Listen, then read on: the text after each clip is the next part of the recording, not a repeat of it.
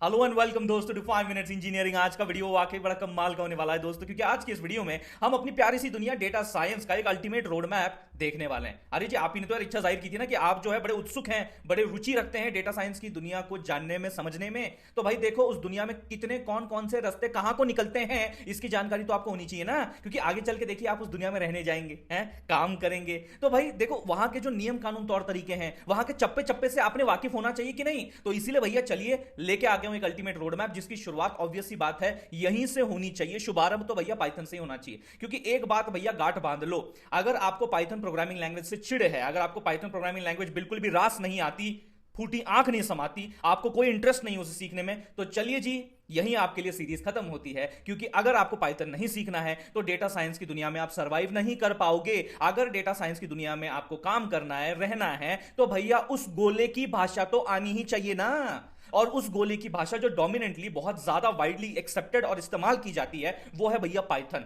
And Python for data science के लिए उस दुनिया में बेसिकली पाइथन की कौन कौन सी वो चीजें हैं, बेसिकली मैंने सभी मॉड्यूल्स के लिए वो मेंशन किया है कि आपका कोर फोकस क्या होना चाहिए, किस बात पे कोर फोकस होना चाहिए। एक एक मॉड्यूल में से ऐसी कौन सी वो बातें हैं जिनको आपको समझना है, अंडरस्टैंड करना है। और भी ऐसी बातें हैं, लेकिन ये प्राइम इंपॉर्टेंस की हैं, ये बहुत ज्यादा कोर है कि भाई इनको तो करना ही पड़ेगा, बाकी सब देखा जाएगा, लेकिन ये तो करना ही पड़ेगा। This is must to do, ये वाली बात है। जैसे कि अपन इसमें सबसे पहले पाइथन बेसिक्स गिन लेते हैं, जिसमें अपने सब बेसिक्स, जैसे कि हर प्रोग्रामिंग लैंग्वेज के बेसिक्स रहते हैं, वेरिएबल हो गए, डेटा टाइप हो गए, इफ एल्स हो गए, फंक्शंस हो गए, लूप स्टेटमेंट्स हो गए, बराबर है कि नहीं। तो ये बड़े बेसिक से जो पॉइंट्स हैं हर एक प्रोग्रामिंग लैंग्वेज में होते हैं, वैसे ही पाइथन के बेसिक्स अपन गिन लेते हैं। नंपा और पांडास के बिना भी आपकी डेटा साइंस की गाड़ी ज्यादा लंबे सफर तक नहीं जा पाएगी, तो इन दोनों का तो सबसे बड़ा कंट्रीब्यूशन रहता है, इनको भी समझना उतना ही जरूरी है। हालांकि हमने पांडास और नंपा दोनों के ऊपर अलग अलग वन शॉट डाल रखे हैं ऑलरेडी, एक बार रेफर जरूर कीजिएगा।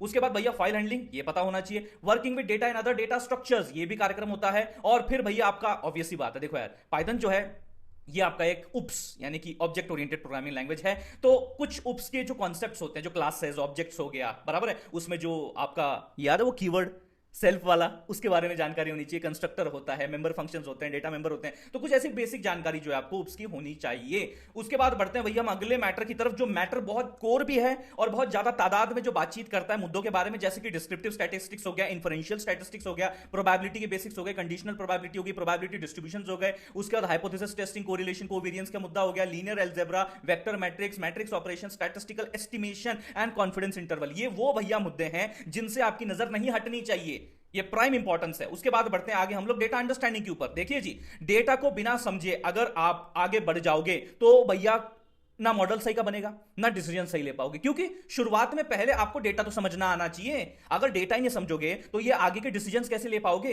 कि किस एल्गोरिथम को यूज करना है, किस प्री प्रोसेसिंग को अप्लाई करना है, ये कैसे समझ पाओगे। पहले डेटा समझना पड़ेगा। Data understanding is very important step, और वही चीज मैंने यहां मेंशन की है, जिसमें उसके रोज कॉलम को समझना पड़ेगा, कौन कौन से रोज है, कौन कौन से कॉलम है, कितने हैं, क्या डेटा टाइप है, फीचर्स कौन है, टारगेट फीचर कौन है, मिसिंग वैल्यूज हैं कि नहीं है वो डिटेक्ट करना, यहां पे डेटा क्वालिटी इंश्योर करना, डेटा बैलेंस भी आ जाता है, आउटलायर्स की भी थोड़ी बहुत इन्वेस्टिगेशन यहां पे आप डेटा अंडरस्टैंडिंग में रख सकते हैं। ये बातचीत है। उसके बाद भैया हम लोग डेटा विजुअलाइजेशन की बात करते हैं, ये भी बहुत इंपॉर्टेंट है, kind of A continuation idea है आपके डेटा अंडरस्टैंडिंग का, कि डेटा विजुअलाइजेशन के जरिए भी आप अपने डेटा को बहुत अच्छी तरीके से अंडरस्टैंड कर सकते हो। मतलब अगर भैया मैं डेटा को आपके सामने प्लॉट कर दूं, वैसे तो वो बहुत सारे तरीके हैं, देखिए ये प्लॉट्स में मैंने यहां पे गिना है, उसे स्कैटर प्लॉट होता है, वॉयलेंट प्लॉट होता है, बॉक्स प्लॉट होता है, कितनी सारे प्लॉट्स आपके यहां पे मौजूद हैं, लाइन प्लॉट होता है। उनके जरिए डेटा का जो एक क्या बोलते हैं ना अपने को ट्रेंड है, देखो एक ट्रेंड जो होता है, जो विजुअल पैटर्न्स आपके डेटा के अंदर छुपे हुए हैं ना, वो समझ में आते हैं, उससे हम लोग एनालिसिस परफॉर्म कर सकते हैं। और इसमें मैटप्लॉटलिब सीबन का कोई हाथ नहीं पकड़ सकता, ये तो दोनों होने ही चाहिए जब डेटा विजुअलाइजेशन की हम बात करते हैं। उसके बाद ईडीए को कैसे भूल सकते हैं भैया, एक्सप्लोरेटरी डेटा एनालिसिस, ये तो होना ही चाहिए ना। डेटा को समझ लिया, थोड़ा एनालाइज करते हैं, उसकी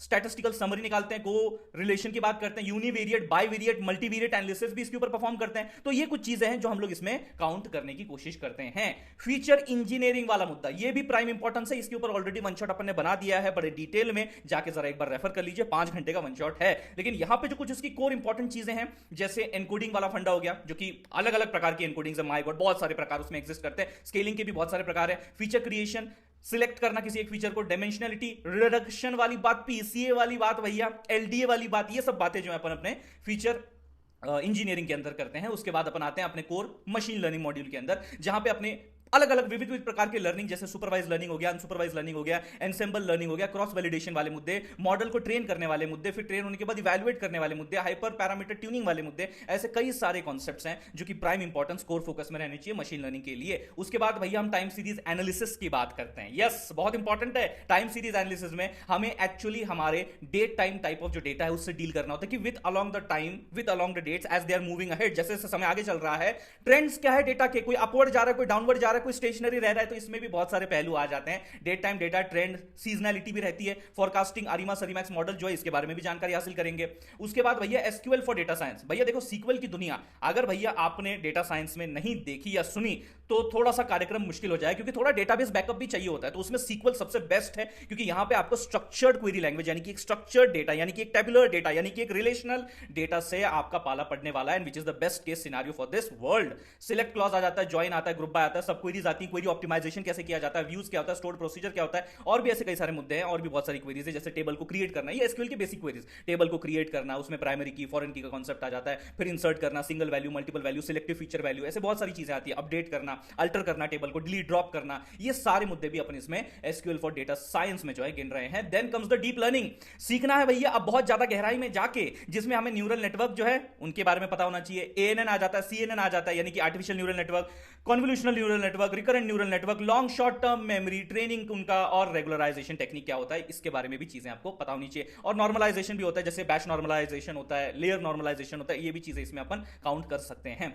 उसके बाद आ जाते हैं भैया अपन अपने कुछ स्पेशलाइजेशन पे, जो एक स्पेशलाइजेशन बहुत इंपॉर्टेंट है, और खास करके आजकल की जो नीड है, जो एलएलएम का जो पूरा बूम चल रहा है भैया, उसमें जो कोर है, उसमें जो शुरुआत है, जो नेचुरल लैंग्वेज प्रोसेसिंग, क्योंकि देखिए अभी भी हम लोग भैया अपने जो चैट जीपीटी उससे हम लोग नेचुरल लैंग्वेज में बात करते हैं, वो भी रिस्पॉन्ड हमें नेचुरल लैंग्वेज में करता है। तो आखिरकार ये नेचुरल लैंग्वेज प्रोसेस हो कैसे रही है, इसके बीच में तामझाम क्या चल रहा है, तो ये इन्वेस्टिगेशन इस स्पेशलाइजेशन के थ्रू होना चाहिए in the world of data science.